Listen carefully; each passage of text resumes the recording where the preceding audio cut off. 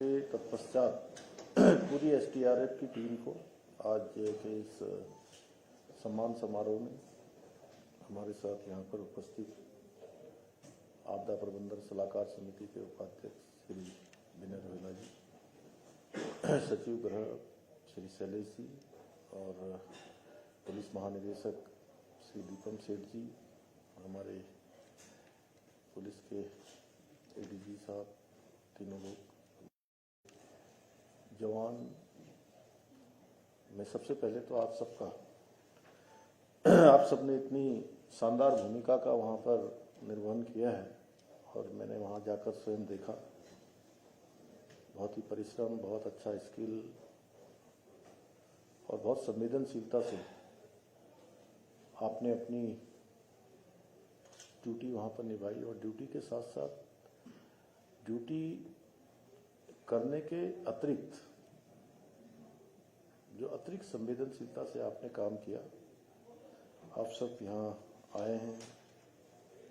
सभी में आप सबका, राज्य रक्षकों का, मैं राज्य रक्षक भी आपको कह सकता हूँ, आपकी जो समय समय पर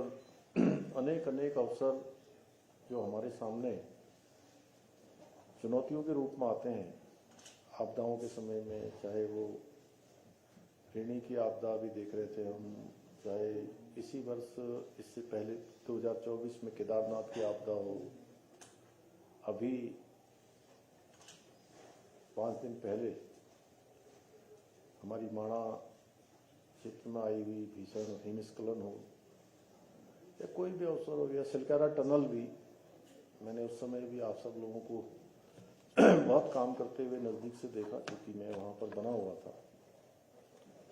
आप सबका मैं आज मुख्य सहयोग सदन में अपनी ओर से स्वागत करता हूं, सबका अभिनंदन करता हूं। और ये बड़ा खुशी का विषय है कि आप सबकी प्रशंसा जहां उत्तर प्रदेश के लोगों ने भी करी और जो लोग गए उन्होंने भी करी, मेरे लिए भी बहुत खुशी की बात है कि हमारे राज्य का ये एसडीआरएफ की पूरी टीम, हमारे पुलिस के लोग शानदार काम करके वहाँ से लौटे हैं और आप सबको यहाँ पर सम्मानित करने का शुभ अवसर मुझे मिल रहा है। ये मेरे लिए सच में बहुत अच्छा है कि मैं अपने आप को गौरवान्वित महसूस कर रहा हूँ, आप लोगों को सम्मानित करके।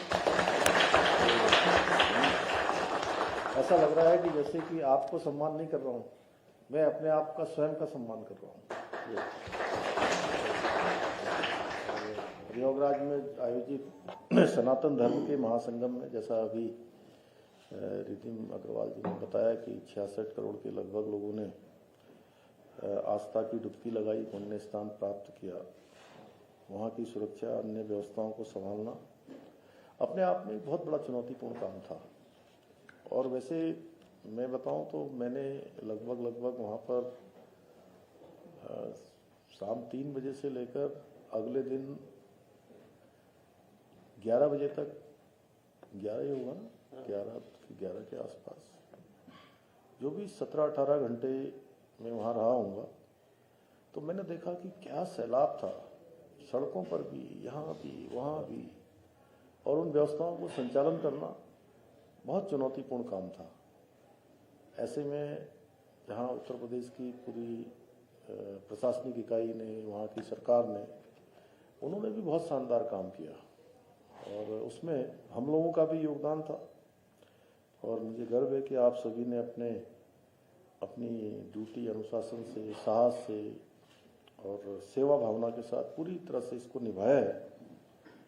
और आप सभी ने निस्वार्थ सेवा करके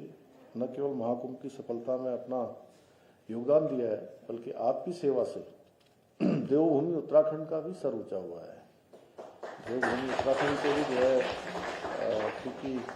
मैं वहाँ देख रहा था कि हमारी जो टीम है उसके लिए सब लोगों के मन में एक अच्छा भाव था, वहाँ पर अच्छा भाव था। इसलिए मैं आप सभी का हृदय से आप सबका आभार व्यक्त करता हूँ। और मुझे पूरा विश्वास है कि जो आपने जो यहाँ पर जो अभी अनुभव प्राप्त किया है, ये अनुभव हमारा 2027 में हरिद्वार में होने वाले जो हमारे कुंभ का आयोजन है, उसको और अधिक सुरक्षित और अच्छा और व्यवस्थित बनाने में बहुत सहायता करेगा। क्योंकि उसकी तैयारी भी हमें अभी से प्रारंभ करनी है और हम उसकी तैयारी कर रहे हैं। एक बैठक हमारे आयुक्त श्री विनय शंकर पांडे जी ने वहाँ पर अभी जाकर कर ली है और जल्दी ही मैं भी इसको एक बैठक करूँगा। तो आप सब लोग, क्योंकि उसमें बहुत महत्वपूर्ण रोल आप सबका होने वाला है, क्योंकि 2021 का जो यहाँ का हमारा महाकुंभ था, उस महाकुंभ में कोरोना होने के कारण से, कोविड के कारण से बहुत ज़्यादा लोग उस समय नहीं आ पाए थे। लेकिन अब जहाँ भी कुंभ होंगे, और देखिए बहुत स्थानों पर अलग अलग चुनौतियाँ हैं। अगर मैं प्रयागराज की बात करूँ तो कुंभ की सफलता में जहाँ आप लोगों ने जाकर सशरीर बड़ा योगदान दिया, वहीं हम लोगों ने जो है रोज टिहरी डैम से 200 क्यूसेक पानी यहाँ से छोड़ा, जल छोड़ा, जिससे जो है कुंभ में आस्था की डुबकी लगाने वालों को एक शानदार निर्मल जल धारा प्राप्त हो पाई। अन्यथा थोड़ा तो आपको पता ही है कि वहाँ पर जो है नहीं तो पानी जो है कम होता तो उतना मतलब थोड़ा सा ये लगता कि कहीं ना कहीं कुछ न्यूनता रह गई। लेकिन माँ गंगा की कृपा से वहाँ पर आसानी से इतने लोगों ने डुबकी लगाई और मुझे लगता है कि जो हमारा ये आयोजन 2027 में होने वाला है, इसमें भी बहुत बड़ी संख्या में लोग आएंगे। और वहाँ और हमारे में थोड़ा सा अंतर क्या है कि यहाँ पर तो माँ गंगा साक्षात मतलब अपने मूल स्वरूप में चलती है यहाँ, और ये हम बहुत एनसीआर के नज़दीक हैं, बहुत सारे साधन हमारे यहाँ आने के हैं। अगर हम दिल्ली से कोई भी आएगा तो आने वाले टाइम में जब ये आयोजन हो रहा होगा तो दिल्ली से आने में अधिकतम 3 घंटे से ज़्यादा समय हरिद्वार और ऋषिकेश के लिए नहीं लगेगा। तो इसलिए उस कुंभ में हमारी संख्या बहुत ज़्यादा होगी, जितना हम अनुमान लगा रहे हैं। लोग मुझे कह रहे थे कि ज़्यादा प्रचार नहीं करना चाहिए, लेकिन प्रचार नहीं भी करेंगे तो अब तो प्रचार जो है खुद ही हो जाता है। प्रचार खुद ही होगा और लोग आचमन भी करेंगे, यहाँ पर स्नान भी करेंगे, हर दृष्टि से आएंगे। और ये प्रचार क्या होता है कि जब ऐसे आस्था के धर्म के आयोजन होते हैं तो ये आयोजन का प्रचार केवल पोस्टर लगाने से, अखबारों में देने से, विज्ञापन देने से नहीं, बल्कि मैन टू मैन। जैसा स्वामी विवेकानंद जी जब शिकागो की धर्म सम्मेलन से लौटकर आए थे, उसके बाद उन्होंने इंग्लैंड अन्य राज्यों का वहाँ के जो वेटिकन या वेस्टर्न जिनको कहते हैं वहाँ का दौरा करने के बाद वापस आए थे 3.5 साल के बाद। तो उनका पहला कार्यक्रम श्रीलंका में हुआ था, उनके अभिनंदन का। तो स्वामी जी ने उस समय कहा था कि लोगों ने उनका अभिनंदन किया कि आपने हमारे धर्म को इतना महिमा मंडित किया, पूरे विश्व को हमारी जो चीज़ें हैं उसके बारे में बताया, हमारा धर्म कितना पवित्र है, कितना महान है, कितनी इसके अंदर लोगों के लिए संवेदनशीलता है, सहिष्णुता है, सद्भावना है, सबको अंगीकार करने का जो है ये हमारा धर्म है। और आपके मुख से इतने शब्द निकले और इसका प्रचार प्रसार पूरे विश्व में हो गया। तो स्वामी जी ने कहा कि ये मेरी शक्ति नहीं है, ये उन लोगों की शक्ति है जिन्होंने एक साधारण से सन्यासी की बात को चूल्हे तक पहुंचाने का काम किया है। यानी कि चूल्हे तक, घर तक पहुंचाने का काम, खेत के किसान के पास तक भी चर्चा होने लगी कि स्वामी जी ने इतना महान कार्य किया है। इसका अर्थ यह है कि इस प्रकार के जब हम अच्छे काम करते हैं या अच्छे काम होते हैं तो प्रचार एक व्यक्ति से दूसरे व्यक्ति में और दूसरे व्यक्ति से तीसरे में, और उसको बहुत प्रचार की आवश्यकता भी नहीं पड़ती है। लेकिन उसके बावजूद भी हमको मैं इसलिए ये कह रहा हूँ कि अगर हम नहीं भी करेंगे, हालांकि हम कोशिश कर रहे हैं कि अभी से कि यह आयोजन बहुत भव्य हो, और जो थोड़ी न्यूनता हमारी रह गई 2021 के कुंभ में उसको भी हम पूरा करें। तो उसके लिए सबसे बड़ा चुनौतीपूर्ण काम आप लोगों का है, डीजीपी साहब आपका भी है, आपकी पूरी टीम का भी है, हमारा भी है, कि हम लोग जो है अच्छी पार्किंग बनाएं, अच्छा ट्रैफिक बनाएं। हमारे में और वहाँ में अंतर यह है कि वहाँ बहुत एरिया फैला हुआ है, हमारे पास उतना एरिया नहीं है, लेकिन लोग कम आएंगे ऐसा नहीं है। लेकिन हाँ, ये जरूर है कि हमारा परमानेंट स्ट्रक्चर बहुत ज़्यादा है। हमारे पास 100 से ज़्यादा घाट हैं जहाँ पर जो है एक साथ कई लोग स्नान कर सकते हैं। लेकिन समस्या ये होती है कि हर कोई जो है एक ही जगह पर स्नान करना चाहते हैं, वही तो उसको भी अभी चूंकि आपकी मीटिंग से पहले अभी हम यहाँ पर यही मीटिंग कर रहे थे, और हम लोग जो इसका हरिद्वार के घाटों का नवनिर्माण, पुनर्निर्माण, और मैंने इनको एक कॉन्सेप्ट दिया है कि ये जो स्नान है हमारे, ये घाट हैं, ये थोड़ा हमको अलग अलग, जैसे देहरादून से जाते हैं तो वो कहाँ पर स्नान करेंगे, नजीबाबाद की तरफ से आ रहे हैं तो कहाँ स्नान करेंगे, या दिल्ली की तरफ से आ रहे हैं लोग तो वो कहाँ स्नान करेंगे। इस तरह से हम उसको जो है व्यवस्थित करें, और उसमें आप लोगों का अनुभव बहुत काम आने वाला है। तो खैर ये बहुत लंबी चर्चा हो जाएगी क्योंकि बहुत सारा विषय है। बस इतना ही मैं कहूँगा कि हमारा राज्य जो है बहुत ही चुनौतीपूर्ण राज्य है, और हर वर्ष हमको जो है भौगोलिक परिस्थितियों के कारण से, मौसम के कारण से किसी न किसी रूप में आपदाओं का सामना करना पड़ता है। आप देखते हैं कि नई नई आपदाएं हमारे पास, हमारे सामने खड़ी होती हैं। भूस्खलन है, बादल फटना है, भूकंप है, अचानक आने वाली बाढ़ है, अत्यधिक वृष्टि है, बर्फबारी है। ऐसी आपदाएं हमेशा हमारे सामने खड़ी रहती हैं, और अभी हम देख ही रहे हैं, 2-3 दिन पहले हमने माणा की आपदा का सामना किया है। इस संकट की घड़ी में हमारी सेना है, आईटीबीपी है, एसडीआरएफ के जवानों ने अदम्य साहस और दक्षता का परिचय देते हुए राहत एवं बचाव कार्यों को पूरी मुस्तैदी के साथ किया है।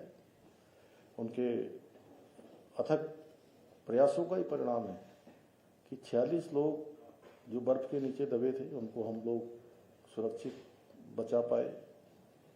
परंतु अत्यधिक प्रतिकूल मौसम होने के कारण 8 मजदूरों को नहीं बचा सके, जो हमारे लिए बहुत ही अत्यंत दुख के पल हैं, दुख की क्षण है। और हमें ऐसी गंभीर चुनौतियों का सामना करना ही पड़ता है अनेक बार, और प्रत्येक आपदा हमको न केवल सतर्क रहने की सीख देती है, बल्कि आपदा प्रबंधन जो हमारा है उसकी भी कहीं न कहीं परीक्षा लेते हैं हर बार। और मुझे आप सब लोगों पर बड़ा गर्व है कि हमारी एसडीआरएफ की टीम हर चुनौती में का सामना करते हुए अनुशासन और प्रतिबद्धता के साथ आज देश की जो सर्वश्रेष्ठ प्रबंधन आपदा करने वाली इकाइयां हैं उनमें से एक बन चुकी है।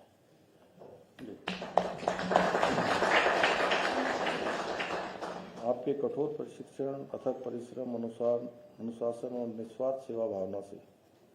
न केवल बहुत से राहत एवं बचाव कार्यों को सफल बनाया है, बल्कि उत्तराखंड को आपदा प्रबंधन के क्षेत्र में भी अग्रणीय राज्यों में स्थापित किया है। आज अन्य राज्य भी, अन्य स्थानों पर भी कहीं न कहीं हमारे यहाँ का जो आपदा प्रबंधन में क्विक रिस्पॉन्स होता है, आपदा के प्रभाव को न्यून करने में बहुत महत्वपूर्ण भूमिका आप लोगों की रहती है। वो कहीं न कहीं अन्य राज्यों के लिए भी हम एक आदर्श के रूप में आगे बढ़ता जा रहा है। हमारी सरकार राज्य में आपदा प्रबंधन को और अधिक मजबूत बनाने के लिए और प्रयास कर रही है। एक और जहां एसडीआरएफ को सभी आवश्यक हमारे जितने भी संसाधन हैं, अत्याधुनिक उपकरण हैं, नवीनतम तकनीकी से सुसज्जित कर रही है। अभी 2 दिन पहले ही हम लोगों ने कुछ हमारे जीपीएफ सिस्टम अन्य जो नहीं थे हमारे पास, हम उनको भी ले रहे हैं।